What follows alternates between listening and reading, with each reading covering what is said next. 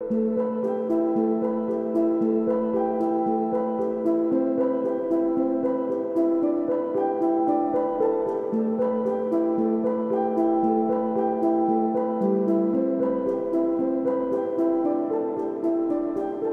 name is Carol LeWitt, and I am the widow of Sol LeWitt. Right now, we're sitting in Sol's studio. It's a building that he designed and built in the mid-90s, and it's built just adjacent to the house. At that point where he was working, which was off-site, he was walking back and forth, had become just too burdensome for him as he aged. And it really became his place of retreat.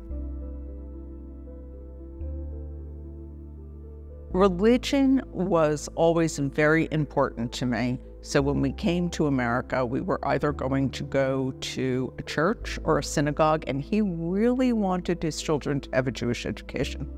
And it's something that I wholly supported.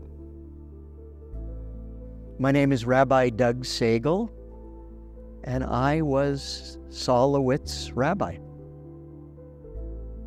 Sol was descended from Jewish immigrants from Eastern Europe, as so many of us were. And I think that that formed the gestalt of the way Sol saw the world.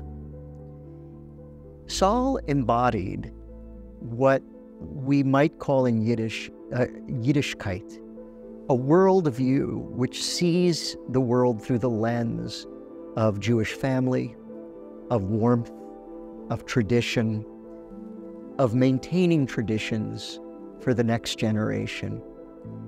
And I think that that clearly informed the work he did in creating this building, which evokes the synagogues of Eastern Europe, now sadly mostly vanished. Sol was particularly interested in the development of Congregationalist churches in New England. They were very beautiful, very simple buildings that were also used as meeting houses. And they had a very clean and beautiful architecture. And he wanted to be sure the Jews built a building that it was as beautiful as a Congregationalist church. In '96, our eldest daughter was bar mitzvahed, and he decided that he would take her on a trip through Eastern Europe, starting in Sofia, Bulgaria. And all we did was things that children would want to do. So we went to Luna parks and the zoo and the synagogues. And we did look at synagogues throughout Eastern Europe. He had quite a large collection of books of synagogue architecture. He was particularly fascinated with the Polish shtetl synagogues that had been burned. Sol was inspired by a wonderful building that no longer exists in Eastern Europe.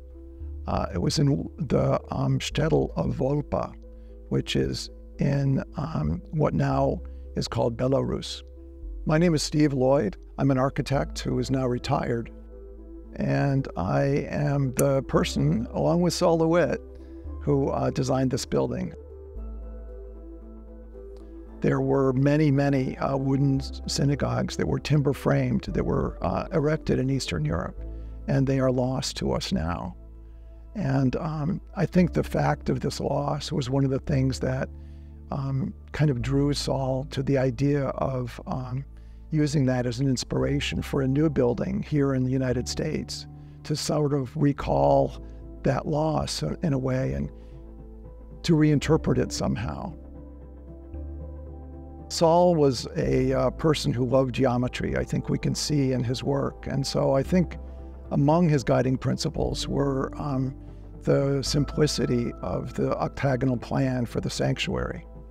That was very important, and it derives from a part of the Volpa synagogue, the upper portion.